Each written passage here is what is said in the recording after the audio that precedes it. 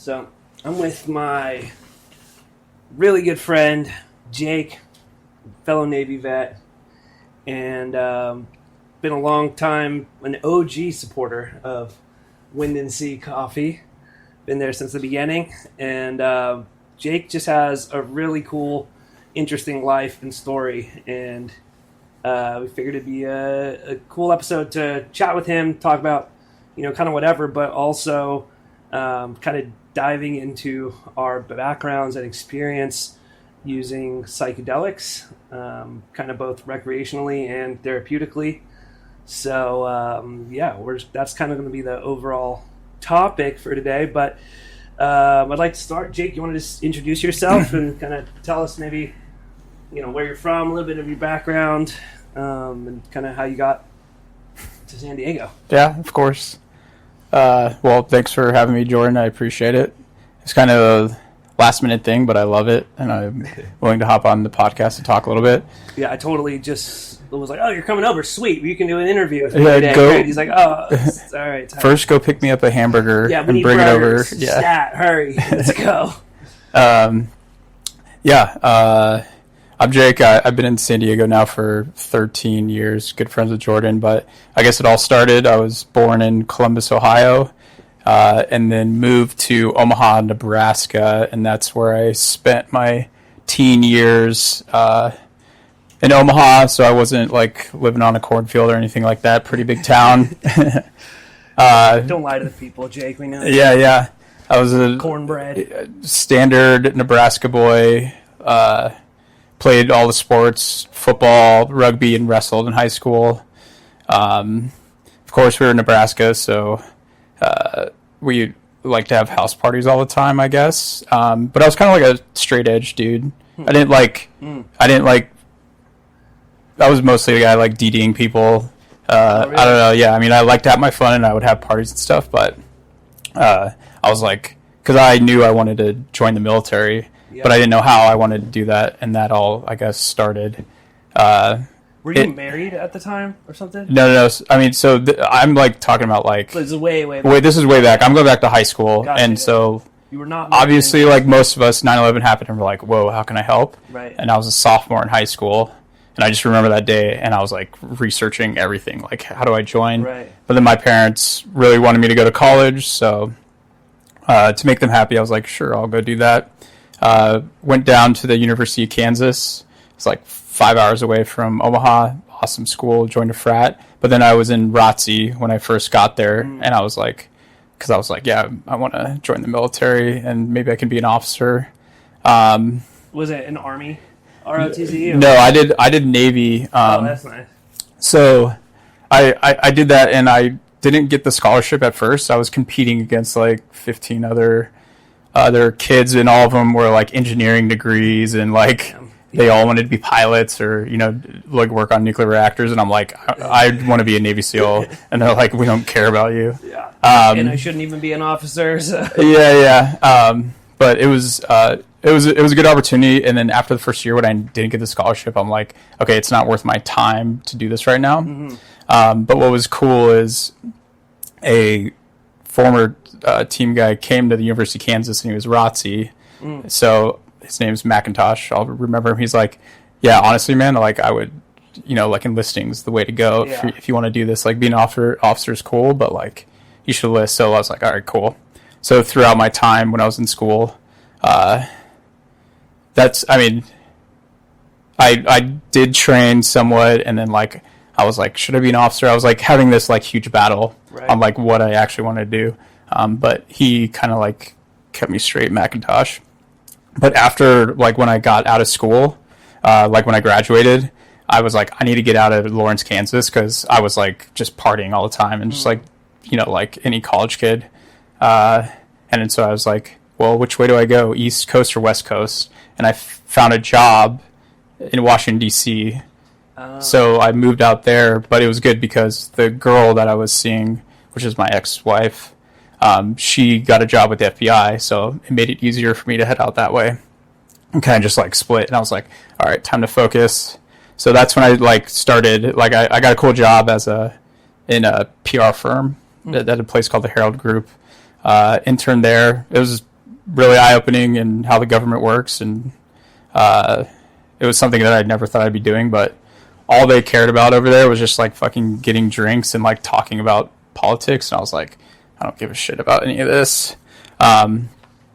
So I just started working at a CrossFit gym, and the owner of the CrossFit gym, his name is Chris Smith, a former team guy, and then he went over to the unit, and then he's SEAL Fit, like in the CrossFit community. So he let me like work at the gym. He didn't pay me, but he would just like train me, and like I'd just like sweep up and stuff. And that's where I met Tim Heaps. Oh, really? Yeah, and all that. So, but I like as quickly as I wanted to get into the military, I couldn't because I had to get eye surgery. So I had to go through that whole process.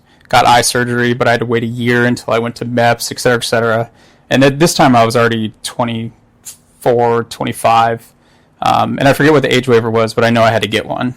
And they're already like 26 or 27. Yeah, maybe 26. I think it's like 30 is like the you have to get an age waiver, maybe if you're already in. Yeah. They won't send you back unless you're... Yep.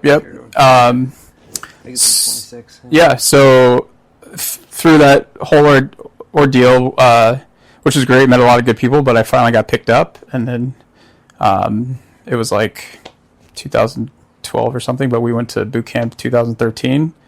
Went that route.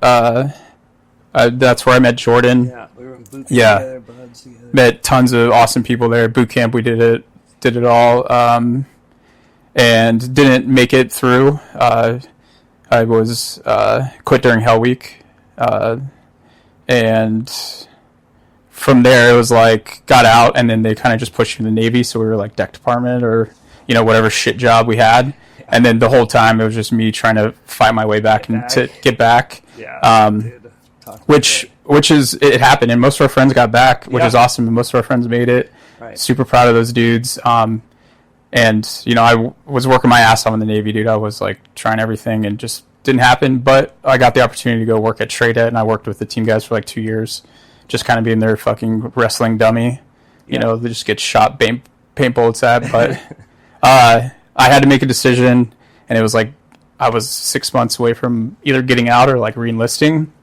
And I was like, I don't think re-enlisting's the vibe. The good thing was I had a college degree, so I wasn't just like leaving and just like fucking begging for money on the street, Right. I was like responsible. I kind of like had a life previous. It's hard for a lot of the guys that like, let's say maybe you even join at 18 or whatever, and then you do 4 years, 6 years, however many years, and then you get out and you're like, okay, now I'm going to go to college to get that degree, and you're 27 years old in undergraduate classes with 18-year-olds. Yeah. Just on very different kind of like wavelengths. For sure. So it's nice that you at least had that. You kind of got to like scratch the undergrad itch before you. Which was, I was happy that I did that route. Me too.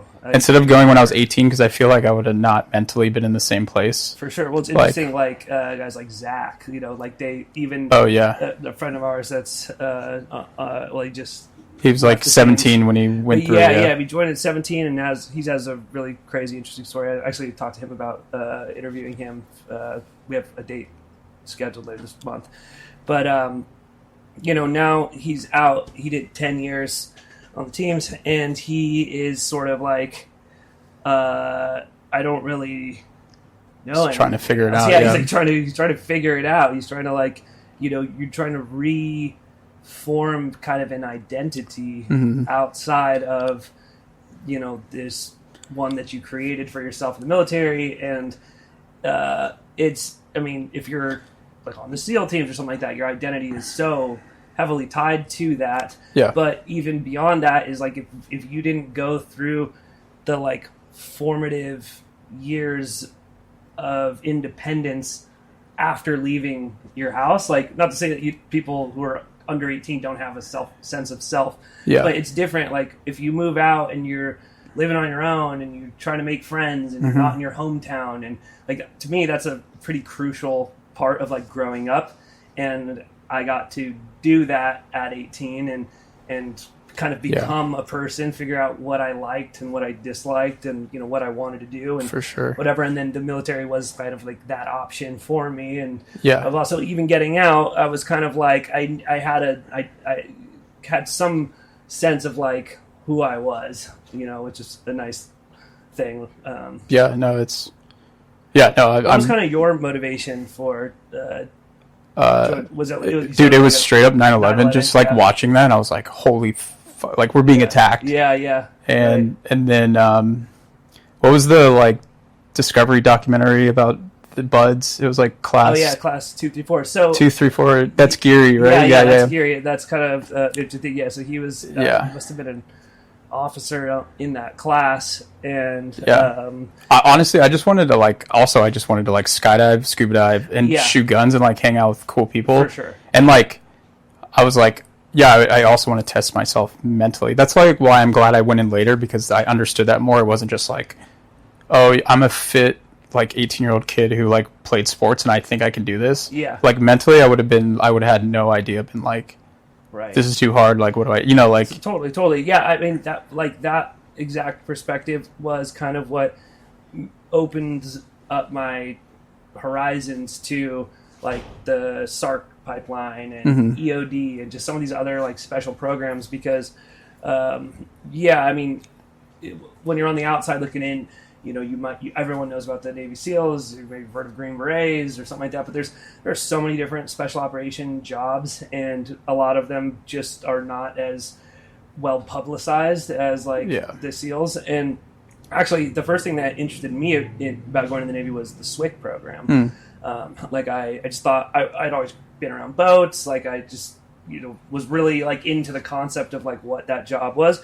And then as I was like training for it and like kind of getting ready to do it, I was realizing that it felt to me that I was like selling myself short. You know what I mean? Like I could, like, why am I striving for JV? Which is a wrong way of looking at it. But at the very least, the way that like the PSTs and the way everything's kind of sold to you is that like the pinnacle is to be a SEAL, and the SWIC, it's a little bit easier, it's a little bit whatever. So that it kind of like not suckered me in, but like that I wanted to be the best. I wanted to like push myself to that level, and so that was kind of why I went into that program. But having a little bit of perspective, like what do you want this program to be about? So you can write a book when you get out, or is it because you like the shiny pin that you put on? Like why do you want to do this? Because you get to street cred, the bar. For me, it was exactly that. I want to fucking jump out of planes, shoot guns. I want to do cool missions with cool people and make a difference. Like, bring the fight to the enemy. Like, those were... and I'm like, well, if that is the criteria, there are multiple ways to skin that cat. You don't have to just go down this one route. And, so that was a mature perspective. I think that a lot of guys, at 18, like... you're so brand centric when you're younger that why would you pick anything besides the best brand that you know? Yeah, for sure.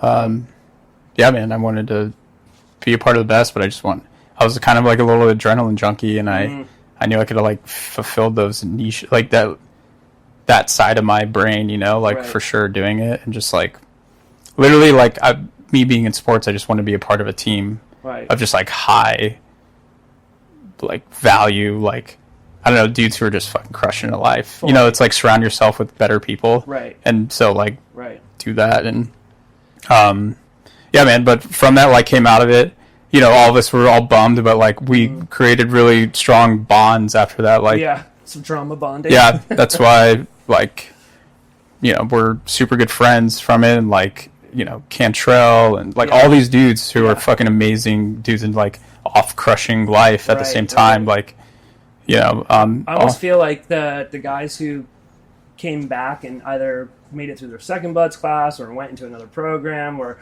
whatever, like they brought with them like a different mindset. Because I mean, it's really easy, especially as you're training and you're trying to figure out like, well, how do you make it through buds? The overly simplistic answer that everyone tells you, well, just don't quit. Don't quit. and if you're a guy who made it through your first buds class, and you didn't quit and you didn't, I mean, fuck, that's good advice. Yeah. Like, Yeah. makes sense. Followed your advice. Yeah, you followed your advice. But if you kind of, it's way more complicated than that. Like, It's just dude, not quitting is like a cute, like, way more bumper sticker, but like literally the one, you know, fucking instructor who doesn't for some reason like you. Like there's literally like the weirdest politics. there's literally the weirdest shit. Like you get injured or whatever. You get injured, you get sick. There's politics between your relationship with the instructor, With the officers in the class. That was my situation. It was like I got run out of a boat crew on land portage, and it was during, so they were like stacking the height lines, like this group of officers, because you typically line up by height, right? So you kind of spread out, and it should be, random, or it should be done by height. It's not like, but what was happening was there was a group of officers that were all like really top performing runners. This was like, what were they? I can't remember their names. Carrion was one. Guys. There was the ginger dude, the triathlete, Dietrich. There was two hockey players. It was Mr. Dietrich and Mr. I forgot the other one. But anyway, it doesn't matter. What they were doing is they would kind of like, stand in the height line, and maybe one guy would shrink a little, one guy would like stand on his toes a little bit, whatever, just so that they could all be right next to each other. And then this is like week 3, like classes are getting smaller, your height line shifting around, because you build some solidarity with your boat crew, and then at some point, like, the class just gets really small, and you're always going to kind of in a new boat crew. And so I'm in this boat crew. It was me and this other guy, Mike, that was a ginger, but it was 4 officers and us 2 enlisted. And dude, we start land portage just like at a breakneck speed. And this was on a Friday, like your body's pretty beat, and you're just kind of like trying to survive to the weekend. Yeah. But these guys really had the "it pays to be a winner" mindset, which is great. But like, I mean, not like at any cost, I suppose. You know what I mean? Like, that was, I think, one of the downsides of beating that mindset too heavily into it, because you could take what my situation in a couple different ways. Like, one way is, hey, it pays to be a winner. We're gonna fucking hammer this run out, and we're gonna win because it's better in the long run. And you're like, all right. But if you're in a group of 6 people and they're running a 7-minute pace and you're at like an 8:30, like you're gonna keep falling out of the boat, And so the only solution is you just run a minute 30 faster. Yeah. Or your boat crew slows down and takes the hit. Yeah, and then collectively, mentally you're like, I'm fucking everybody. Like, you're like screwing everybody. There's like so much like pressure, fucking. And then the instructors come over. They throw you. Mass Chief Lash is about to choke you out. Like, 100%. Lash threw me in the 2. Yeah. And so now the 2 spots, like the middle spot underneath the boat, to where the boat kind of sags and is like the heaviest. Yeah. And your stride is also constrained by the guy in front of you and the guy behind you. So the 2 is like the worst spot to be in.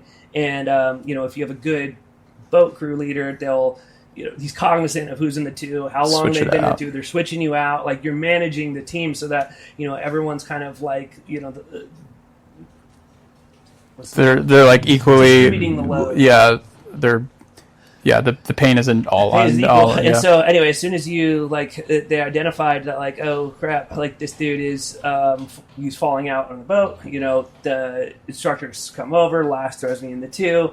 Now it's like, if you were struggling to keep up 5 minutes ago, like, you're really gonna freaking struggle to keep up now. And to me, it's like there's 2 options in that road. It's like, run faster, like, become Super Saiyan and just run faster. If that works, then just tell every Olympian that after training all week. What I mean? Like, at some level, like, it's more than just heart. But and the other alternative is your boat crew, kind of circling the wagon and being like, all right, we'll fucking take the lumps together and I don't know, there wasn't a lot of that. Yeah, no, for sure. I mean, I was Smurf crew, so I could stay in one spot. I didn't have to worry about tons of people rolling through my boat crew. Yeah. Like, I kind of knew who that was. And we only had one officer, fucking Morfetus. He was cool, though. Yeah. He was still fast as, like, whatever be. Yeah, that was crazy. But yeah, I mean, it was a fucking awesome time, like, great experience. Like, me and you still talk about it. And I think it helped, like, add on to the people and the character that we already have as humans, for sure. Totally. Even the experience in the Navy afterwards, we both went different route. You did SARC, which is awesome. And then me just trying to get back into buds, but didn't happen. So near the end of it, I was like, 4 years, I was like, all right, I decided to get out. But I also, in my head, was just like, I wanted to go to the Air Force to try the CCT stuff. So I was talking to recruiters and all that. And it was just like another mess. And like deep down in my like my subconscious, like I kept feeling it's like, I don't want to push as hard. So I was like, okay, just obviously clearly you don't want it as much as you think. Totally. So I was like, all right, I need to like refocus, like what's going on, put all that behind me. But while like in the last 6 months, like, I had a wife in the Navy. During the last 6 months is when started like going through a divorce with that wife. And long story short, we were trying to get pregnant. She gets pregnant. She gets a DNA test, and it's with like another guy. Oh shit! I didn't know that. Yeah. Wow. So she would do this like annual trip to Vegas with like all her FBI class. Mm-hmm. Yeah, she's an FBI agent. She's a great person, made a mistake. Like, I get it, but that's a huge mistake. Yeah. And what was even funnier is like we were trying to get pregnant, so like I was like, oh, this is mine, and like, but thank God she like had the sense to do a DNA test. Yeah. And then we go to Orlando. We had pictures, like, like it looks like a weird fucking alien and then we told my parents, like, oh, we're pregnant. Oh, the, like, yeah. pictures? And then we get back from there, and then she had this, like, package, and she opens it and, like, just breaks down crying and, like, falls on the ground. I'm like, whoa, what's going on? She's like, I have to tell you something. Like, this is a DNA test. The kid's not yours.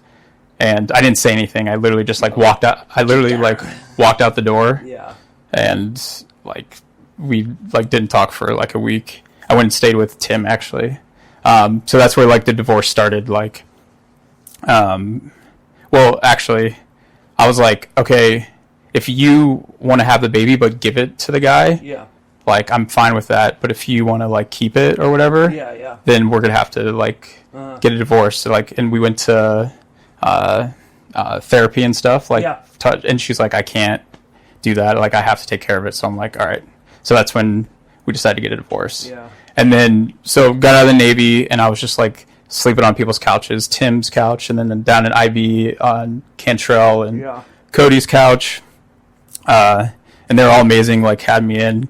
And then I got lucky, and that's when I found the job at Shore Solutions. It's, like, the contracting firm, which is cool. But at this time, I was, like, going through so much change, like, mentally. Like, who am I? Like, I know I'm a people pleaser, like all these things. I was like questioning like everything, right? Because I was always like dating and like with people, yeah. And so I was like, all right, I need to like focus on me, like who's Jake, like what's going on. And so that's when I like started like listening to tons of podcasts about. I mean, I would just listen to like health podcasts, but the owner of On It. Yeah. I forget his name. Is it Aubrey Marcus? Aubrey Marcus, kind of a weirdo, like kind of out there. But he was the first one to be like, hey, ayahuasca, like I go down and do this. I'm like, oh, that's cool. That's really cool. And then I just started hearing more and more about it. And then finally, like, I'm just going to go do it. Yeah. And I've had experiences in the past, like with mushrooms and stuff in college and like LSD and like I've done my fair share of things. And I was like, yeah, I'm like, this will be a good like reset like on everything. So I signed up just like out of the blue. I did this research. There's a website, there's like a Yelp website. It's like I forget what it's called, but it's like Rate Your Shaman. It's something like weird like e-commerce site, and I was like, oh, I totally trust this. And thank God it was like legit. Like this place I found had like hundreds of reviews. So I was just like, I'm doing it, and I took like a whole month. I was planning on literally taking a whole month from work, but the first half, I had 7 days, 6 nights at a retreat, and it was called New Life Ayahuasca. This is in Costa Rica, right? Costa Rica, yeah. So I was working at Shore Solutions, and then literally 2 weeks before I was about to go, I got laid off at Shore Solutions. Oh. So it was like crazy, but I was like, okay, whatever, this is totally fine. But also, like, that week before that, I got accepted to flight school. Oh, yeah. So it was like I was literally like rolling from there, Costa Rica, to doing this trip right into like flight school in January, whenever it was. So it's kind of like working out like perfect, like stars were aligning. Mercury was not in retrograde. Thank God. Yeah, thank God. I was like, this is gonna be perfect. Like, and I was like doing breath work and like all these like just spiritual kind of things and yoga, which I really enjoy those things. And but I get how people can like literally step over the edge and go too far on those things. But there's definitely like a time and a place for all those for sure activities. I'll say one thing just about like Aubrey Marcus or like Joe Rogan or any of that. Like I like him or hate him, I think one thing that they contributed to humanity is for the like bro-y athlete, like CrossFit, hunter, military, like that type of person. It kind of opened up the permission to explore entheogenic compounds and stuff like breath work and spirituality and it was kind of like merging the like bro athlete with like the hippie for sort of awakened this, and that was a good thing I think, because prior to that, especially looking at like military, or special operations, these are high, elite athletes, they're military athletes, but they like culturally, like often it's kind of skews away from these more holistic stuff, and that's one thing that I think like the special operations community has been able to really kind of become a bipartisan area where everyone is cool with supporting research and like finding therapies that are going to help these people, normalizing it, educating people. Yeah. But sorry, keep going. No. You were so water.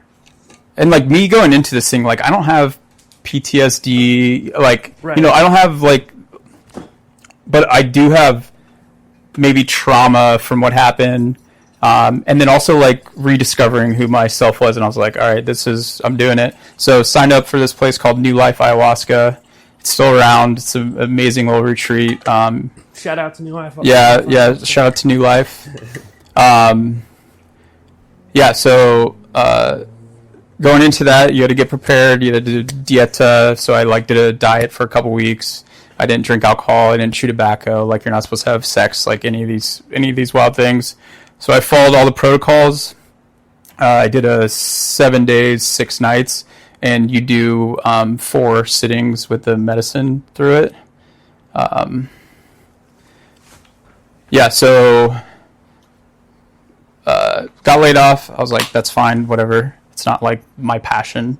Yeah. And I'm ready to go fucking explore South America. Like I said, I took a month, and the ayahuasca retreat was just the first week. So you said that you had also you tried like LSD and mushrooms in college, right? Yeah, but I was just doing it that fun. Yeah, so that's kind of what I wanted to talk about. So like, how would you kind of maybe describe, at least for yourself, the difference between, doing it therapeutically or doing it recreationally, and did it make a difference to you? I know ayahuasca versus acid or mushrooms, but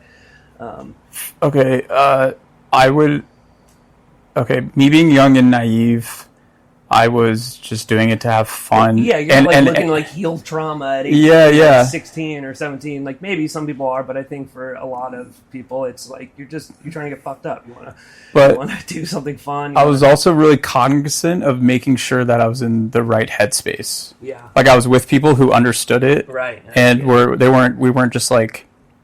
Let's go drive around. We're drinking all day and let's take this and go to the bar. They're really cognizant about like doing it the right way. So I was introduced to it in a respectful awesome, way of mushrooms and LSD and all that. And at this time, I don't know when it was, 2006 or whenever I was in college or whatever, but there's not tons of research of there are, but it's like kind of underground research on the benefits of all these things. Oh yeah, for I was literally just like, look at these hippies. Arrowwood, it was like a website. No, it was like back when I was like in high school, college. Like it was called EROWID. It still exists, but it was the go-to resource for like trip accounts. If you were like, hey, what does methamphetamine feel like? Yeah, you could go on there, and there's like a whole forum of people who have tried meth one time, who've been a meth addict for 30 years. They're all just like talking about it. This is what good meth looks like. This is what and they do for every single drug. But yeah, that was like the extent to which that I knew of. All your questions would go to like a Reddit page, basically, with a bunch of people who have done the drug. Yeah. So a lot different than now, where there's like real research and there's maps. And I just had the full on trust of the people I was with, which is good. Yeah. So I was in the right headspace, and it was a great experience. Like we had a lot of fun doing it. So, and like from the experience that they have, like I've always came away with, and people repeat this all the time, but it's like, no matter the experience you have, it's never bad. It's always something you need to work on. It's like revealing things. And like they told me that right away. I'm like, oh, that's pretty cool. Like it's not like this thing being like, hell, it's like, I'm going to take these and like, no, it's just clearly like if you have anxiety about something, like it will expose that more. Right. And so like I was fully aware of that. So we went to it really good, happy, fun. It was a great time. And loved it. We would do it, when we could. So that was like kind of my first experience, but like, I never thought it was going to be like, as much as it is like a part of my life these days. Yeah. Because of the benefit that, I've found that it's given me for sure. Mm-hmm. And yeah, for me, like one of the first things that I kind of experienced. So the first psychedelic I tried was mushrooms, and it was good. Like my dad was out of town, and we were at his house. We were access to like a park and golf course and stuff like that. So it was a good place to. It was like a nice, safe place to kind of experiment with it. But I remember having like visual hallucinations and actually seeing like a grid pattern in the sky, like in the air around me. And just being like, this is unreal. Like, this is so freaking crazy. And I remember telling this to, like, somebody kind of after, a classmate of mine who I was friends with, and I was telling her, I was like, yeah, it's kind of like life-changing. Like, it really... And she was like, oh my God, you sound like so stupid. Mm-hmm. Like, oh, did the mushrooms change your life? Yeah. Like, and it's funny because I've talked to her since, and she tried it, and she was like, I remember that conversation. I was thinking how ridiculous it was, and like, and now I realized how true that is. Because for me, it just sort of like, it kind of... opened up the aperture of your perception to realize that there's like more to reality than we are just perceiving with our normal sober five senses. And once you kind of acknowledge that, which religious people acknowledge that all the time, but they're doing it off by faith. Maybe they've had experience, and I guess that's true. People do have religious experience, but the concept of religion often is faith, that there's these things. Psychedelics, it proves it to you. It proved it to me. And then, if you're talking about like ayahuasca, DMT, and some of these more intense, that'll really freaking... Which has been around for like thousands and thousands of years, and like the Mayans and all of them have been doing it for millions of years. Right. So talk about, kind of what was your ayahuasca ceremony like? Yeah, I mean, I went there. The facilitators were like really amazing. Like before, they're like, I want you to like write out your intentions and like everything that you want to get from this. It was in a really like nice. I wasn't like in the woods and like like mosquito net. We were in a really like nice house overlooking the water, and there's like they had like a pool and stuff there, and I had my own room. And like my own bathroom, so it was like really nice setup. Yeah. And in the space, like where we did the medicine, it was like round with like elevated ceilings. It just felt like a really spiritual space. So you go, and it's just me and 8 other people from all over the world. 4 girls from Sweden. They're all like YouTubers and bloggers. Oh, really? And like they've never like smoked weed. They're like, we're gonna do ayahuasca. I'm like, you guys are fucking insane, but like I love that. Awesome. Yeah. And then there's like like there was a army veteran there who severe PTSD. And like he said he was like consuming like 30 racks of beer like every other day.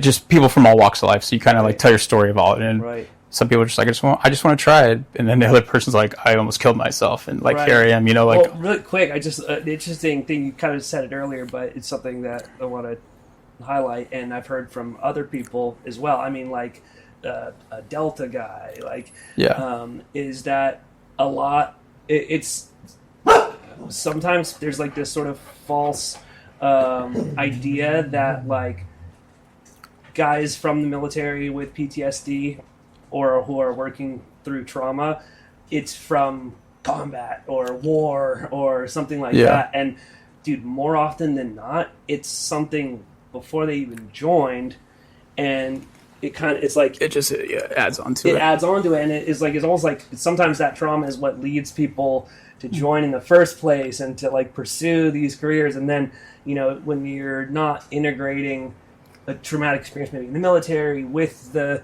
experience, your trauma from prior, that's when you kind of start factoring all these things. But anyway, so all walks of life. Yeah, all walks of life. It was awesome. And like, I wasn't going in there with like crazy fucking like, like I saw my friend kill myself or whatever. I was just like, hey, I'm like trying to, figure out things like where I want to go next in life, and and I'm just open to explore and have an adventure. Like, like I want to go experience these things. Like I want to go to Costa Rica and do ayahuasca with a shaman. So great place. Like I said, we sat 4 times with the medicine, and we did it like showed up that morning to pick us up from the airport, went out there, and that first night was our first go of it, which was amazing. And so the first like one we did, the shaman regulated how much we would drink. So he drinks with us every round, and it's like when I stop playing music, like you can come up and drink. So he was like, at max you can have 5 cups, whatever. But then the other 3, they're like, you can have as much as you want. So the first one was like regulated, but it was still like really amazing, and my body was still kind of like cleaning out a lot of stuff. And you like purging and like so after I only did 3 cups and I was purging, but only purged a couple times. But a purge, everyone thinks like you're just like vomiting and shitting the whole time. Like it is a poison, like you're consuming a poison. But like he described it, it's like, hey, you have to go through the bad to get through the good. So you're like, so it's like goes in waves, and you would like feel, you'd lay there. I was like all wrapped up in my like hoodie or like whatever I was doing. But like I would move, I would like put my arm up, and it's all purging, like all my movements, and like it's not just like throwing up or anything. I'm like releasing energy from me. I would like switch places on my bed. I would like stand up. And would you go through phases of feeling like comfortable and then like uncomfortable? Like it was never uncomfortable. It was like, okay, I'm feeling nauseous. I know that I'm gonna have to purge. It wasn't like after a night of drinking and you have nothing left to puke, like that feeling. It was like Yeah. purge, but you knew once you purged, you were going to feel better. so euphoric, and you're just like in this like amazing space. Cool. So like it would like go into like this wave you would feel in your lower back, and you get nauseous, and then you purge, and then you should be like, holy, you'd be like, you know, like going through all these things. And the first night was like really pleasant, peaceful, like just like super bright colors. Like the fucking doorway was like orbed, and like everyone was just super bright, like their aura or whatever. And Shaman was playing his music and just like being all weird. And me and the neighbor were just like laughing at each other. It was amazing. So it was a good experience. And then he's like, what's cool about ayahuasca when you do it is every time you do it from here on the rest of your life, it builds off the last time you did it, because it always is with you. It like stays with you. Like the medicine stays with you. So the next night, or the next day, we just went to a waterfall and like kind of relaxed and like talked about our experiences and whatever. And then just chilled. Nothing. We didn't do anything that night. Just slept. Next night we did our second ceremony, and that's when it went like deeper, because I was like, all right, I'm going to drink as many as I can. Like no matter how I feel, I'm just not going to be scared of it. Right. And that's another thing they say is like, if you fear it, then it won't do anything, but you just have to like accept it. And so I was like, okay, I'm just going to fucking chill. Like I've done enough psychedelics. I know what like the experience is in this world, and I know that there's light at the end of the tunnel. Like, I'm not like stuck in here. And that's when I would just like, they say like people like will run through family members to just like see like faces or whatever. Yeah. There's like, I guess there's 4 different scenarios, and I don't know what they are, but every person in the entire world, it's either one of those 4 that they'll like see in their experience. Interesting. And you know, of course, the big thing is like ego death. But the second night, I was like seeing family, and I love my family, and there's nothing like wrong with us. But like it was really emotional because I know how much they've like supported me. So like, it's like crying, family members. Yeah. Like so, like cried a little bit and like purged and like was, you know, it was like amazing. Like had that good experience, and I was like, okay, I'm like next night, like I'm gonna do more. I'm not like competing with myself, but I was like. I'm, you get an idea for what it feels like, and you're kind of like, but, okay. Like I was really like stoned. I was like, it was really psychedelic. Oh yeah. Like I knew when I had to like go take a piss, I was like, hey, like I would be like, I need to go, and they would literally walk me like through the house and just be like point at this like the floor, and I'm like, all right, like that's where it is. And which I love being in spaces like that, like when you're like really like psyched out. But the experience overall like was like really emotional and like really good. And afterwards, I kind of felt this like release of like tension for some reason. You know, I was like, okay, that was cool. And then next day we did Combo, which is the poison frog. So Combo, it's poison frog. It's from the Amazon, and they like tie this frog up and they secrete the poison from it. And what it helps is it like cleans out all your like livers and kidneys. So when you do it, so like the whole day, the shaman's like, it's kind of painful. He's like, are you sure? Like he gave everyone the choice to do it, and me and just another girl did it, and everyone like watched us.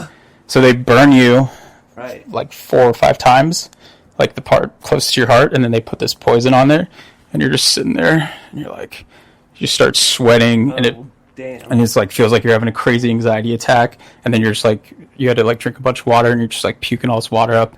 It was like just 7 minutes of fucking pure hell. But afterwards, I felt like a newborn baby. Like everything was really like clean, and I felt like light and like healthy and like a fresh start almost. Like all the like whatever, like DEET from bug spray, like all the stuff that can get inside you over 30 years of life. Totally. So I like felt like really, really healthy.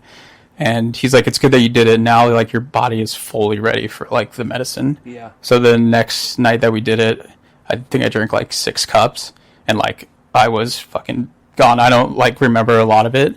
All I remember is them sitting me out by the fire with, like, a blanket over my head. And the fire was, like, warping in on itself. It was, like, and then, like, I kept vomiting out by the fire. But they're like, it's cool. Just, like, let him be. Like, I just remember them like making sure I was okay, and the shaman's like, oh yeah, he's doing great. But that was the point when like I was like leaning back, and it almost felt like, I don't know, I was like in this like really cool, chill space, but I didn't feel like I was like, I didn't know like what was going on. Yeah. I was like, I honestly was like, am I dying? Like, is this death? Yeah. You kind of forgot. Yeah, I kind of like forgot what you were. I kind of forgot, but then like when I was up at the fire and I was like going through it, I was like, I was like making all these noises. I remember it. And I just remember like kind of like coming back, and like the fire like came back from the ground. And then I just look at the stars and they're like this close to my face. Like everything is just like moving, and it's like with me. And I can like hear like the animals and like people talking, but they're talking like like really fast. You know how like things speed up and slow down, sure. Speed up and slow down. And then finally like it like broke. It like I felt it like roll off my back. And I'm like, oh my God, like how long was that? They're like 15 minutes, but it literally felt like 3 hours of just like. When were you having like a lot of like visual hallucinations, or like a lot of visuals? It was okay. It started off like with me. It felt like I was like going through bushes. Like I was like crawling through all these bushes, like clearing out of this way. And this was when I was still in like the room. And then after I would vomit, I would go into this really cool place, and it would show me a door. I'd be like, okay, cool, a door. And then like this, it kept repeating like door. I was like, maybe it wants me to go through it. And then so I was like, okay, like let's go through it. And then that's when it like kind of like put me in an extra, like not in like a bad place, but I was just like traveling through space and time. Yeah. You know, like experiencing life. And, you know, I kept seeing like friends' faces and all these things. And like it was hard to like figure out like what it was telling me. I'm like, right. But I just need to like let go and just like let it fucking happen. You don't need to interpret it. Yeah.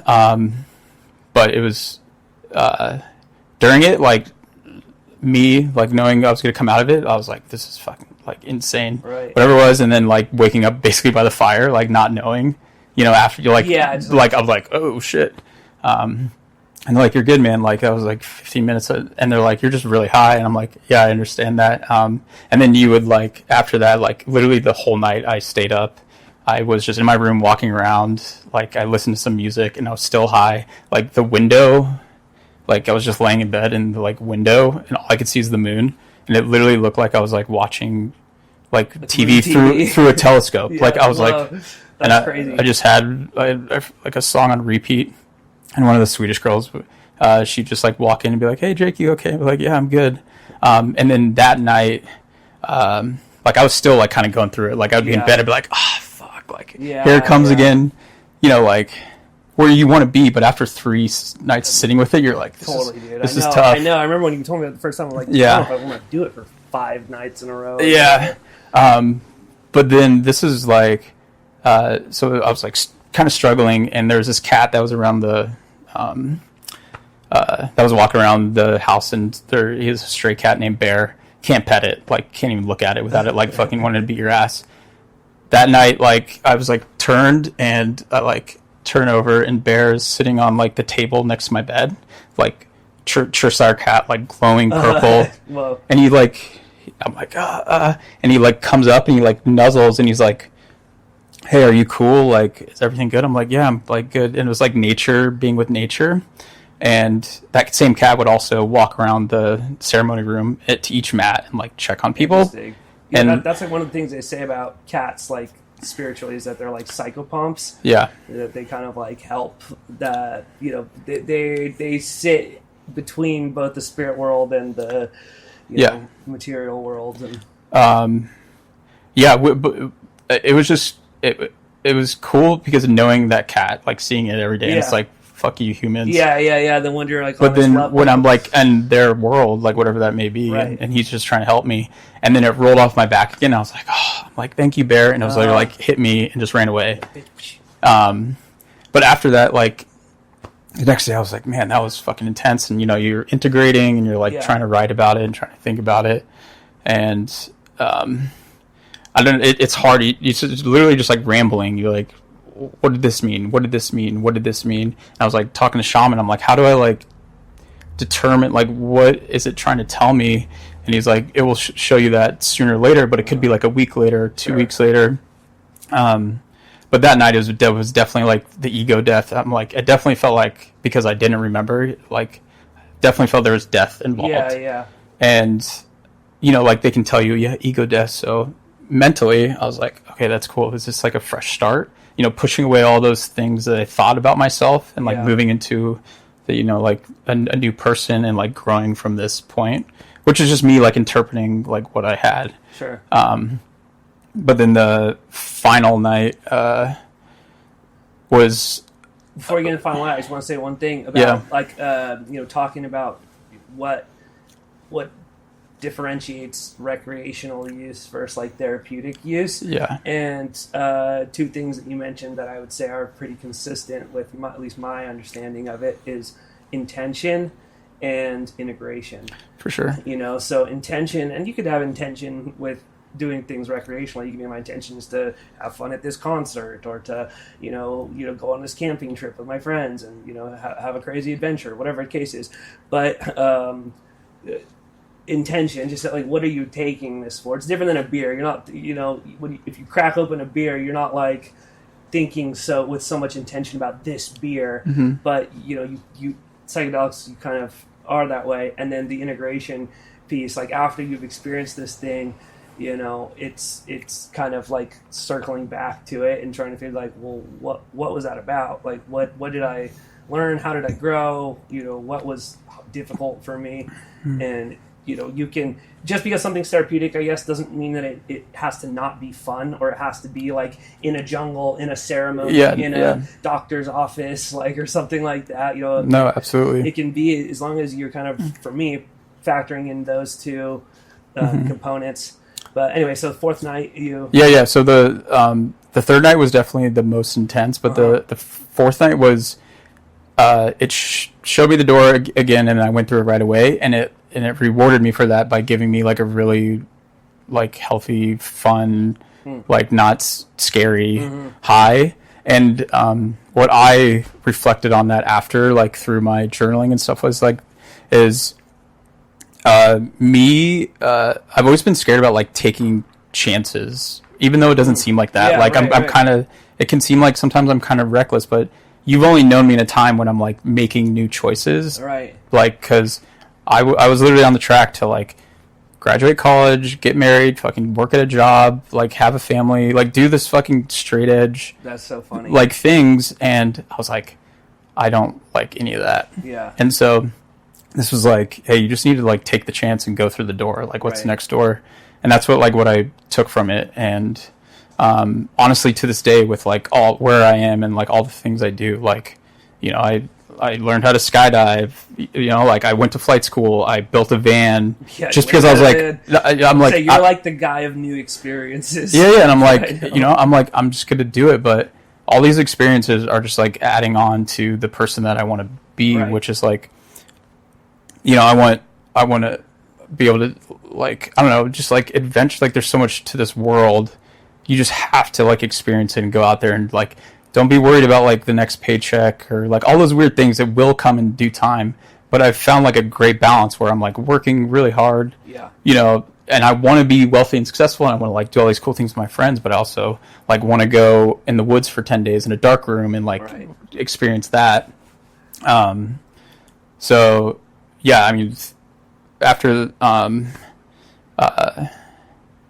so after that, like it was amazing, and from that time, I've sat with ayahuasca a total of 10 times. Oh, really? Yeah, you've done it so many times. Yeah, so I'm trying to make it like a yearly thing. The last time I did it in Guatemala when I went down there. Oh, cool. And the experiences. Yeah, it literally picks up back to where I was that last time, which I kind of like, unless I like remind myself about it, it's easy to forget. So going into the one in Guatemala, I was really like thinking. I read my journal. I was like, okay, yeah, this is where I was, and I wasn't trying to control it. I was just like, I want to see if it like picks up on my energy. And in that time, I was in a much better place. Like, I was making decisions for myself and still trying to like figure out my stuff. But from that moment, like from that first experience with ayahuasca, it literally changed the trajectory of my life and like how I saw myself, who I want my friends to be, who I want to be, like break my people pleasing ways, the more I focus on my mental health and who I want to be, the better person I am to my friends, girlfriends, family, everything. Yeah. And it starts with me. And like, that's like where that started from. So it was like an unbelievable experience. But after that, I traveled. I went to Nasara, which is cool, like sleepy surf town in Costa Rica. Literally just stayed in a hostel. Yeah.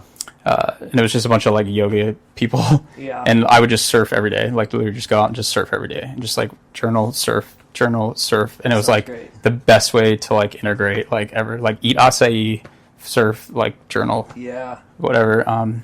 Yeah, there's something you said about the doors that was kind of interesting. Have you ever like just smoked DMT?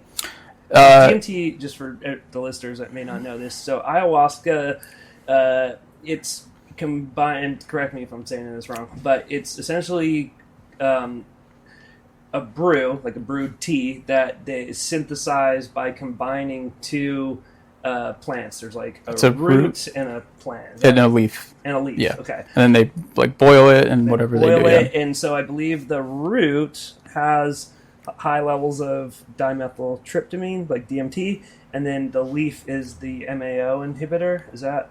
Yeah, right? One of them activates the other. The DMT. Yeah. So my understanding is DMT is if you just like drink it, it's your body kind of like breaks it down, and you don't actually get the benefits if you ingest it orally like that. So why ayahuasca is crazy is because like they, the spirits like of the jungle or whatever taught them thousands of years ago that by mixing these two things. So just go with this. The leaf has the MAO inhibitor, which inhibits in your gut the whatever MAO, like something oxidization, and that is what allows the DMT to be absorbed inside of you from it. So the other way of doing it, that isn't this like long form, multi-hour digested, kind of how like edibles last like a very long time, whereas if you just like take a hit off of a pipe, it's like a short-lived thing. So smoking it is sort of the like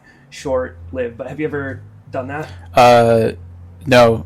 So in Guatemala afterwards, I bought some from some people who were there. Yeah. Like a powdered DMT. Yeah, like a powdered DMT, and I was gonna do it. But whatever, I didn't do it. Yeah. So what? But I have not done it. Well, I haven't done the brew. Like I've not done ayahuasca, but I've smoked DMT like many times. I've probably done it 20, something like that, and that is freaking nuts, dude. It is like jet fuel, Mm-hmm. But what you were saying about the door situation is something that I've experienced. So, but backing up, I'll just tell you about like my first time that I did it. So I was back home for the summer in New Mexico one time. I had some friends in town, and one of my friends from Oregon had some, so we were over at my other buddy's house, and we were just kind of in the back unit, and we started smoking it. So we're putting it on like a bowl of weed, and then I was smoking it in the bathroom, like trying to get like a blackened out, like kind of like sensory deprivation type experience.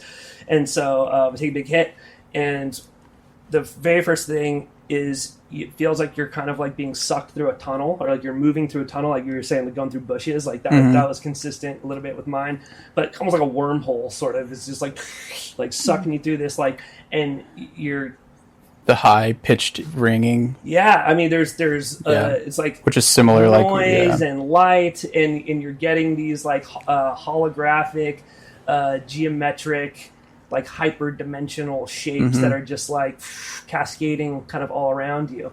And anyway, so I kind of go through this tube, and I end up in this big like landscape, but it's just black and white tiled squares, like as far as you can see. And in this room, I like sensed that there were like other entities there, like there was something else in this place with me, and they were aware of me being there, right? And so the first thing they do is they kind of like like they come over to me, but they're like moving through the floor, kind of like the floor, you know, picture like when Bugs Bunny goes like underground and like a little like lump moving through the ground, and that's what was happening. So they're like coming closer to me through the ground, and then they would like, you know, kind of manifest in front of where my mind's eye was looking. And they were like these tiki god kind of things. So picture like a totem pole. You know, like big, tall, like, you know, things you might see in like the Pacific Northwest. And so they were like this, and they weren't like saying anything to me, but they were like, I could see them, and like I got two very strong sensations. Like I could feel like the vibe of this room or these entities was that they were bored and they were horny. They're like, why are you in our realm? Yeah. Are you here to fuck? Pretty much. And so, like, yeah. Anyway, that was kind of like my first experience. It was super interesting. But to the doors, there were a few times like that feeling of going through a tube and getting to a door. Well, one thing that I found is that you can't just like back to back smoke DMT. Like you can do that with weed, you know, you can do that with tobacco, you can do it. DMT at some point, like after a few times I tried it, there was this giant like purple door that was like closed, and it was kind of like chained up, and it was just like big, and it was like the DMT was telling me, like, you've gone through this door too many times, right? Yeah. Like, you're done. It's DMT's chastity belt. Yeah, pretty much. It was just like, no, you're good. But... Yeah, that only lasts like 20 minutes, right? But it feels like an eternity. For sure. I mean, yes. I mean, it for me, I didn't quite have so much, like, time dilation. It happens very fast, but I didn't quite really have, like, a conception of time. But what's just super crazy about the whole thing is, so backing, like, let me compare it to like other psychedelics. So mushrooms and acid, assuming you're taking like a relatively normal sized dose, not like 100 hits of acid or, you know, 7 grams of mushrooms or something like that, like a heroic dose. But if you're taking, you know, like an eighth, a half eighth, a hit of acid, 2 hits of acid, you are still in like reality. Like you're in the real world, and sometimes the hallucinations are kind of like in your head. It might be a thought, or you know, or it might be like like in your eyes, kind of like the way that you're, you know, it's the walls are breathing, the grass is you know, growing, the trails. Oh yeah, light trails, you know, stuff like this. So, but you're not like you're still very present in this reality, right? Have you ever smoked salvia? Yeah, I did that in college. Yeah, that's it. Yeah. So high school and college was like my salvia phase. Yeah. And that one is freaking crazy because it's like DMT in that it's super intense and very short-lived, but it's different in that you completely, like, as soon as you kind of like exhale and you're like under the influence of it, you forget who you are, what you're doing, what you just did, that you're on a drug. Like, you just forget all this. Yeah. So all of a sudden you are just like on another plane of existence as another entity, and there's a pretty consistent like carousel or like merry-go-round or conveyor belt. Like there's like this looping sort of like sensation to it, and you're just like, what is going on? It feels uncomfortable. It's kind of scary, but it's that like short, fast, really intense and off. The difference between salvia and DMT is DMT, you are so lucid. Like, you are not, it doesn't feel like you are like fucked up or like on a drug. Or, like, I could stand up. Yeah, you could stand up. Like there's normalcy within this like world. Like you're like a part of it or whatever. And you can observe it, and you're just like, dude, like, this is crazy. Like, what is going on? And there's like a hyper realness to it. It's like HD. Like, I call it, like, everything's like so bright and like milky and like cool looking. I don't know. Like, there's just like it allows you to gain a huge like whole different perspective of the world. Yeah, you're actually like, oh my god, the clouds look so pretty. Like, this flower, like, everything is just like back to nature and like how it should be. You know, like, I don't know. It's just like really to me, cool. It was like it kind of showed me that like the sensation at the very least is that like this world that we're in is the projection. It is the hologram. Like an example would be like, let's say you're playing like GoldenEye on N64 and it was like in a VR headset or something like that, right? And that was our consensus reality. And so every day, like, you're not thinking, oh my god, this place is pixelated, or like, well, this place, the graphics here suck. You're like, this is just the world, right? This is, and then you turn off GoldenEye and you step away from your TV and everything is in like super, like as real as things aren't pixelated, things are smooth, and like you're like, oh my god, like this is so much more real than GoldenEye. Right? Yeah. And that's how that was. It's like we're currently in GoldenEye. We're going through this material world, and then you kind of peel behind that curtain for a second, and you're like, oh, that's real world, or that is, there's something, even though it's like ineffable, you cannot put it in words. It's like, so you can't even really conceive of it anymore. But you just know once you've seen that, you're like, there's something more real about whatever I just saw than whatever I just came from, which was reality. Yeah. I mean, that's why I like love it so much, because it regains my perspective that I think all the time is like, I can create whatever reality is in front of me. Not like I'm a magician and I'm like fucking moving cars out of the way or whatever, but like manifestation can be a really real thing, for sure, and like that point has kind of been talked about. It's like, okay, when you buy a new car, you see that car everywhere because it's like in front of your mind. That's the same thing with like how you want your world to appear. Like everyone sees it differently, and if you want a good life, if you want a happy life, like you are in charge of all that. Like you make those decisions to do that, and this world will kind of like adjust to that. Like honestly, like that's just the way it goes. Totally. And those really negative people and everything, like they're getting car accidents, like all these, like the world is like fucking, it's like, well, that's your reality, like, so it helps like put in perspective. It's like, we're just in this like weird space on our little plane, and for sure there's so much out there, and it's like, I mean, it's amazing, but like, what I love even more is like almost the hangover. Like the week later, you'd feel just like so grateful and like great. You're just like texting all your friends, and like it's a really pleasant like feeling, and from like, I mean, that's why I keep doing it. That's why I like love psychedelics, and now MAPS and all these insane studies, and now they're trying to get pushed to the FDA. Right. Like there's literally like, this is what I was going to say really quick. I lost my train of thought for a second, but I was going to hop in when you said this.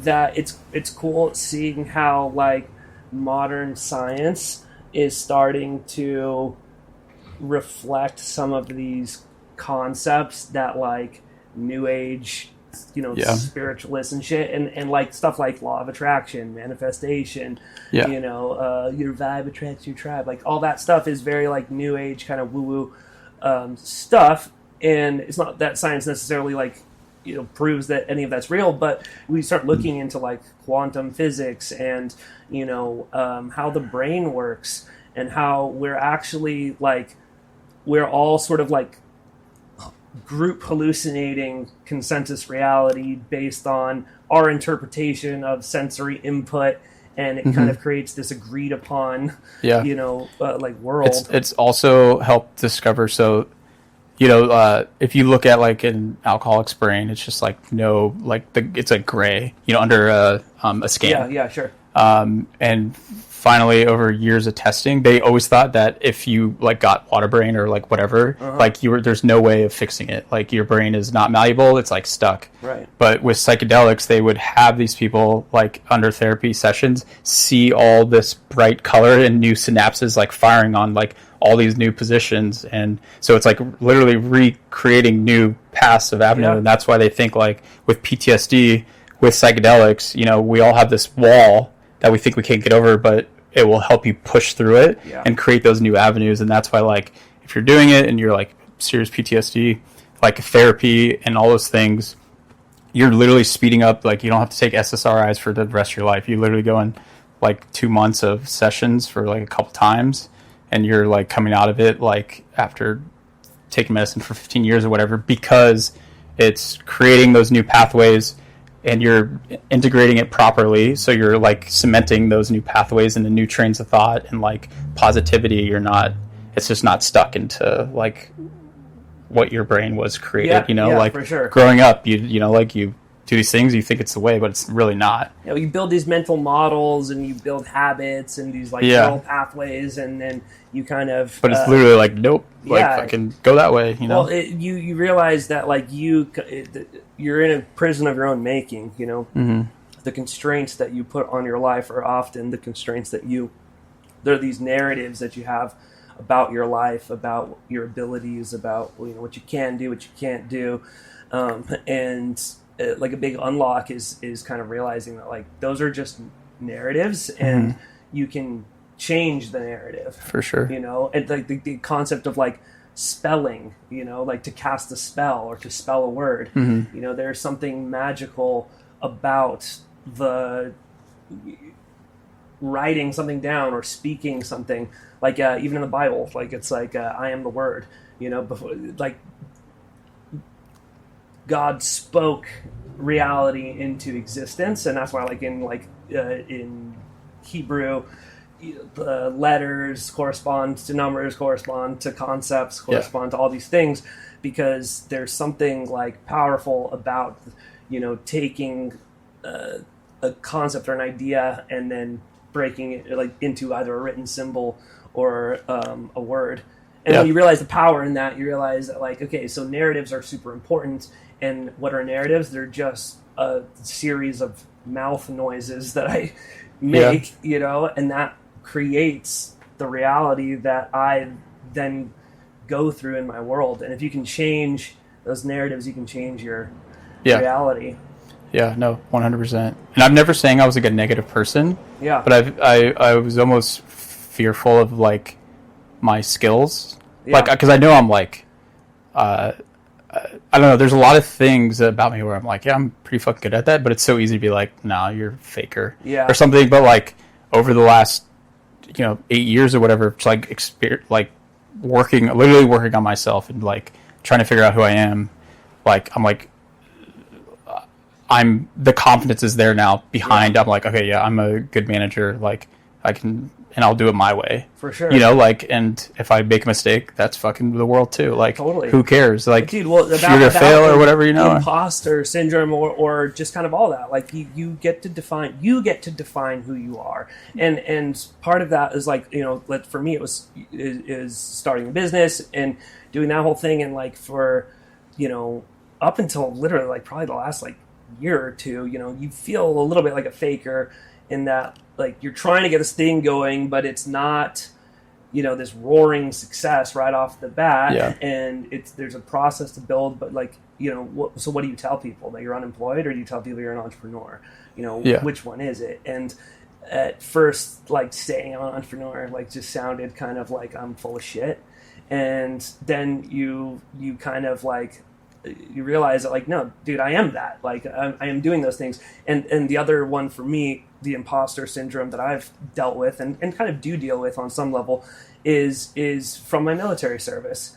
You know what I mean? Like I'm not a SEAL. Like I didn't deploy as a SARC and go through the SOCM program and some of these other schools. I have, and like I'm so conscientious of like stolen valor and like I'm not stealing valor from random fucking people. I'm stealing valor from my friends. Dude. These are people I care about. These are people who know me and care about me.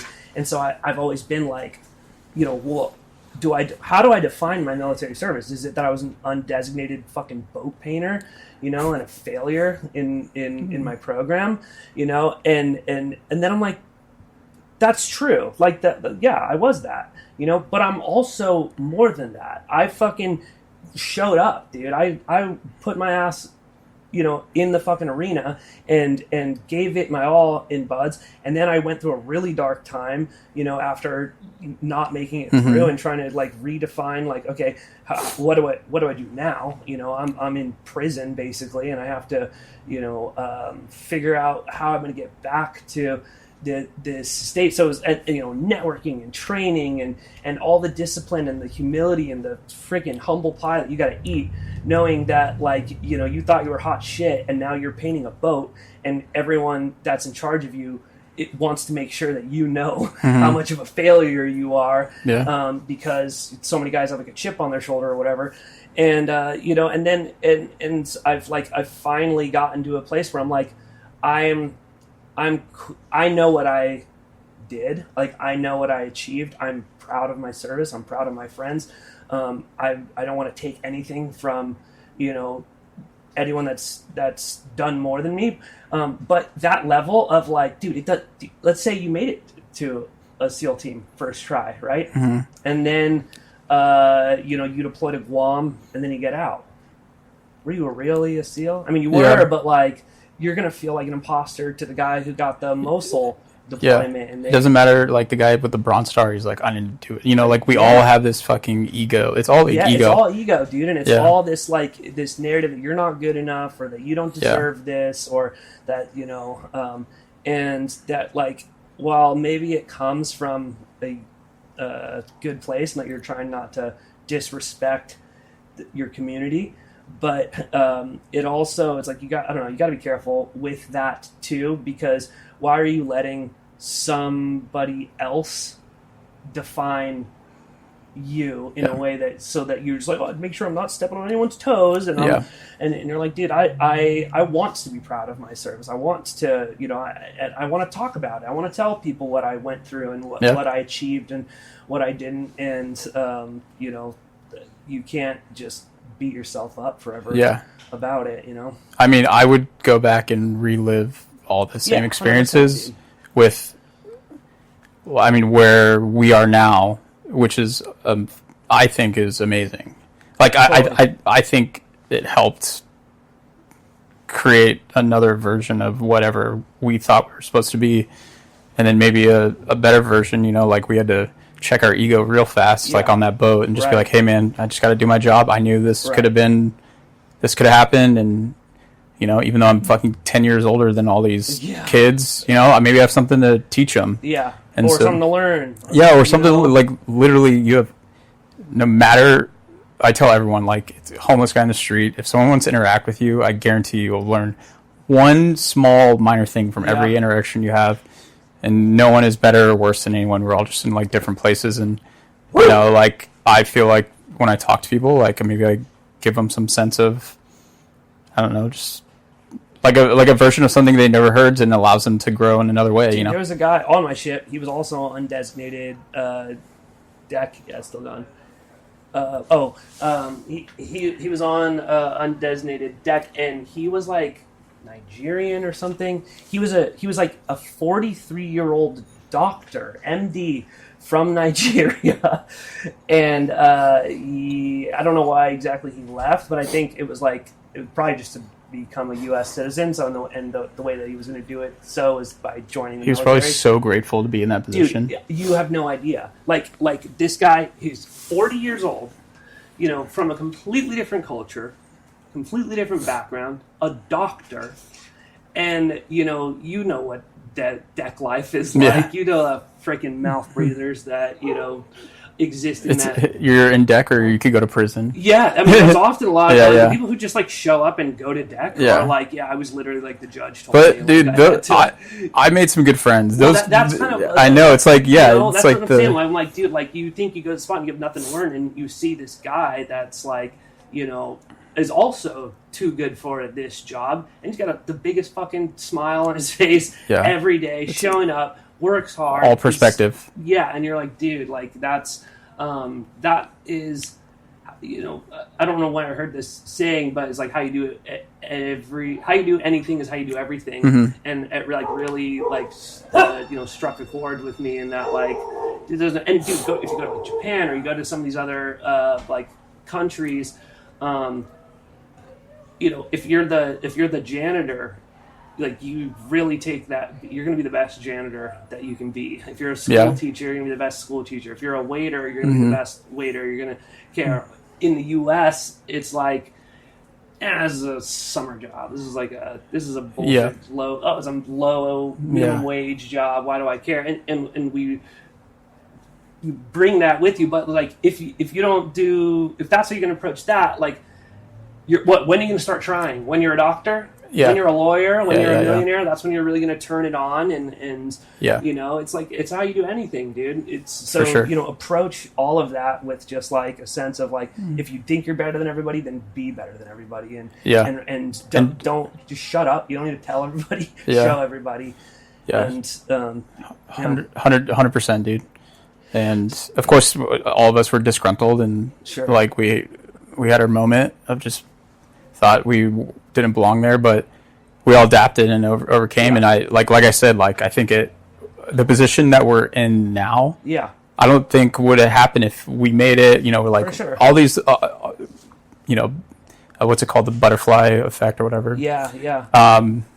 But I'm so like grateful for that time. Totally. What I learned, the people I met, like everything I experienced. It's big to have like a big failure too. Like I think it's important. Sure, you know, yeah. I mean, up to that point, like I mean, the buds was the first thing I really, really cared about. Like, first thing I like really put all of myself into, and was like anxious every day. And this is even before. This is like while in training. Before I even joined the Navy, but just being like, dude, am I good enough? Like, can I freaking do this? Like, I need to be better. I need to be stronger. I need to be faster. I need to, you know, and then like you're in the program and, you know, it's 8 a.m. or it's 5 a.m. and you're about to go start your run and you're like, dude, this is going to be a long, painful day. How am I going to get through it?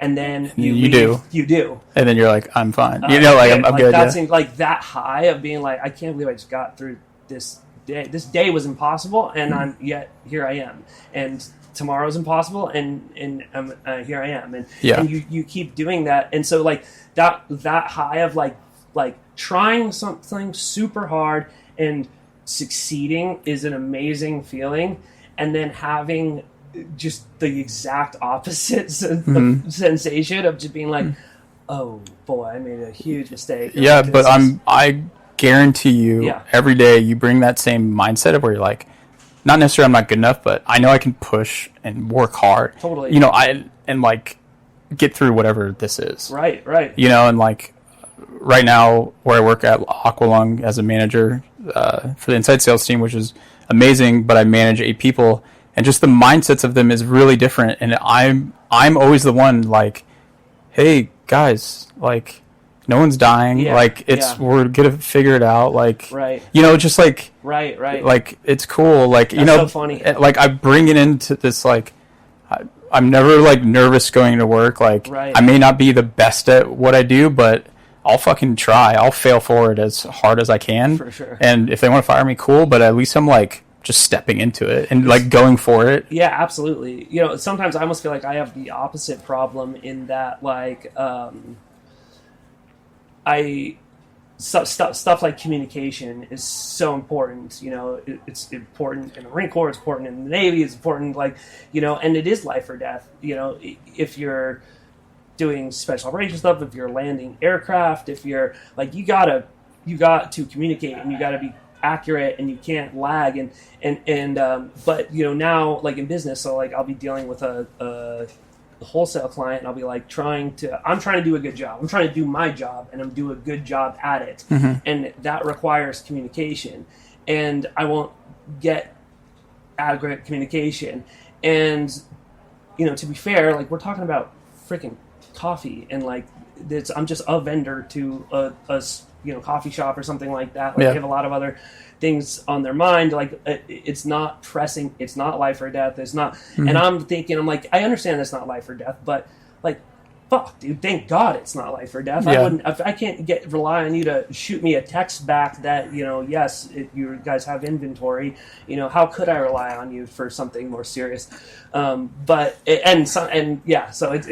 the same mindset, but it's just like the opposite way, where you're just like, you know, hey, this isn't life or death. Well, it's also like, you know, we went through training where you're like, yeah, that was some pretty like hard physical times, and mentally you'd wake up, you'd be like, oh fuck, you know. Yeah. But like that, literally now to easy peasy, like, you know, like Yeah, you know what you've kind of been through, and it's like, how does something compare to that? I've stayed fit. Like, I run all the time. I work out all the time because I want to maintain a standard in my life. I want to be able to run a mile in fucking 6. Like, I want to have a high standard for me, because if I have a high standard for myself, then the people around me also want to strive for those things, you know? Right. I just want to surround myself with fucking A-type personalities, you know, like people who want to like make themselves better, do good, be successful, like, you know, like not like all I think about is money and that's like all I want, but like people who just like want a good life for themselves and like work hard to do it,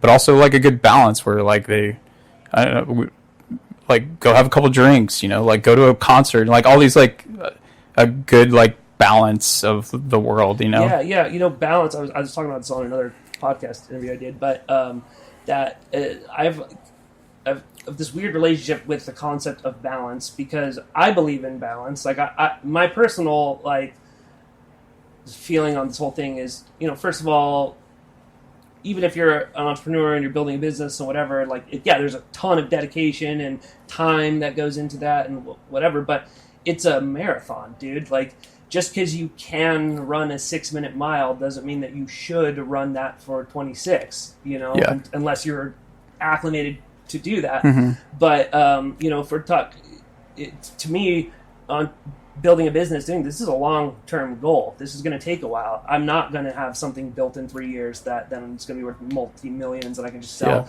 And like, maybe that's a different model, and, you know, that's great for, you know, and I can work. I've worked all weekend, all day, you know, all week, you know, put in the hours. But if I'm not exercising and I'm not eating right and I'm not spending time with my family and I'm not, you know, taking a little bit of relaxation time, or just the big thing I've been kind of working on in therapy is like trying to just be okay with doing nothing. Mm-hmm. Because when I'm not doing something, I beat myself up for like not being productive, or like well, oh, you just got everything all figured out, huh? You can just sit here and do nothing. Now you can procrastinate. You got and that's kind of like negative self-talk after I do that. But I'm trying to get to the point where I can just be okay with it, because I feel that, you know, you gotta have some sense of balance in your life, and you gotta have a lot of these things kind of like working in order for the things that you really focus on to take off. Yeah, but sometimes it takes you going through the mess to get to the other side to realize that when you're in that moment that you'll get, you know, like you have to experience it to know you're going to get through it. Yeah. And so like with your business, you've been doing it for fucking 9 years or whatever you've been doing it for, and amazing that you're still doing it, but I can imagine the struggles. But like I said, with our experience in the past, you just got to keep pushing. Yeah, it's just keep going. Like, why would I stop? Right. You know, like, and you love working for yourself. You're super fucking smart. Like, you have 4, 5, you probably have 10 businesses going right now. Are you still going door to door to see how many people live there? I'm not censusing any longer. Yeah. But but that, like, I mean, that mindset was built over of like I mean, I know your dad was an entrepreneur, and like, you know, and your mom has a business and all these things, but like it'd be so easy to just like, and you have all these degrees to go work like as a fucking realtor and be like, I just want to be a realtor. I have, you know? mostly pressure against me to do something else. You know what I mean? Like, you know, girlfriend supports me, my friends support me, my parents like support me, but like, they're just like, I don't get why you keep doing this to yourself. Like, why are you always picking like the hardest possible route? Why not? To go? Yeah, that's my. I mean, because it's, I don't know. Like, why settle? Why do something just because it's easier? You know what I mean? People regret not doing things, not doing them. You know, I always do this test with myself. Is like, if I died today, would I be okay with it? And now I'm like, yeah, for sure. Like, let's go. You know, like, because I feel like I've done everything. Not that I've done everything, but like I'm doing what I want to do. Yeah. I'm pursuing things that I want to do. I'm making decisions. Like, you know, like I'm like, first off, we live in the best place in the world, San Diego. I have a great job. I have a Airbnb. Like, I'm building a life that I want to, like, I don't know. it's awesome. And if I went skydiving and died, cool. Like right, and just acknowledging that gratitude is important. Yeah. But that happened to me. Literally, this exact scenario happened to me last year, like last June, because I got sepsis. I did. I remember that. Yeah. You're like, that was the fucking worst time. Dude, when you're in the hospital. It was worse than anything I've ever done before. I would do anything again besides being in the hospital for 4 days. But yeah, so I had a blood infection and didn't really know this until I was like literally on like death's door, like at the ER, and but I could have died. I literally could have died in that moment. And while I was in the hospital, I was kind of thinking to myself, I'm like, well, if I had died, what were the last like couple days? Well, I had just gotten back from a trip that I had taken my girlfriend on as like a thank you for some help that she did for the house for me. And like the day before that, I was volunteering with a surf contest, and we were doing like a setup. It was like a military like surf competition, and we'd set up. There was a couple other things. I don't remember exactly what it was, but like I just like looked back and I'm like, dude, the last like 4 days of my life were peak. Like this was everything that if you were gonna die and you would want someone to like relate back the last 4 days of your life, I would be proud of those days, Yeah, and that's a like great thing to always like. I have memento mori tattooed on me. Stoic philosophy, it just means remember you will die. Like Marcus Aurelius wrote it in his journal every day, memento mori. He's like, it doesn't matter, you're the fucking greatest king in all of existence or whatever of the Roman Empire, but I'm still human and I'm gonna die. He's like, so just make sure you're doing good things, treating people fairly, like like just being a good human being, and don't let the world fucking like corrupt you and manipulate you. Yeah, just like I gotta screw somebody. It always comes down to like a few things, just like treat people with respect, like make sure you're taking care of yourself and like you're happy. It's just move the whole world away, just like throw it all out. That's what's good. Yeah.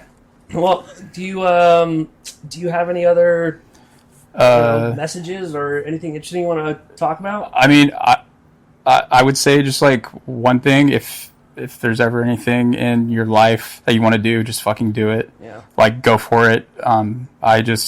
I always say like I like to jump off the cliff and figure it out on the way down, and usually you'll figure out halfway, and if you don't don't fully succeed in it, you'll learn so much from it, and new opportunities will always open up from that thing. Right. So just like take the chance, listen to your gut feeling.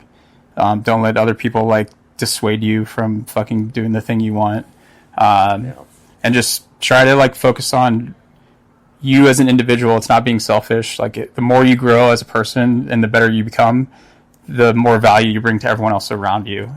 So learn to say no. Like don't always help your friend move or take them to the airport. Like don't be Mr. Yes Man, because the friends that really care about you are going to respect your time and what you need for yourself. And that's just, and make sure you build an awesome foundation of friends who will fucking pick you up when you're down or whatever. And that's life. Dude. Yeah. I mean, like you are kind of the person that you're not afraid to start over. Like that thing I'd add to that is like, don't be afraid to start over. Don't let that sunk cost fallacy of I'm already this far into it. I might as well just keep going. I'm miserable and I hate my job and I hate my life, but it's too late now. What am I gonna do? Go back to school? What am I gonna do? Change my job? Start over? Like that again, self-limiting narrative. And like, dude, you are the prime example of somebody who has started over multiple times and has only. It's not starting over. It's like it's spiraling upwards. Yeah, I mean, it was like Steve Jobs says, like you can look back and you can see the dots, and then but you can't know what's in the future. But once you hit that success, all those things are connected to where that success has happened because of your past and like what you've done. So it's like I don't know. It's just you just gotta. I don't know, and I love learning. So I'm willing to try and learn and experience and fail, and that's the best. Failing's the best. It literally, I hated it, but now it's like I know that I'm like, oh yeah, well at least okay. I fucking Yeah, once you stop fearing it, I'm like I'm not in a coffin. Like I'm right. yeah. Right. Once you stop fearing failure, you can you just use it as a tool to improve and get better. And yeah, dude, this was great. So yeah, man. Well, Jake, do you want to? Is it okay if I say your last name? Yeah. This was Jake Finnicum. I don't look at Instagram anymore. Do not follow him. LinkedIn. I'm on LinkedIn a lot now because I'm playing that corporate game. Yeah, dude, get it. But yeah, please, if you want to connect, if you have any questions, Jake is a wealth of knowledge on, psychedelics, flying, aviation, diving, the whole thing, man. So thank you guys for tuning in. This was another episode of A Mind Body Mushroom, and we'll catch you next time.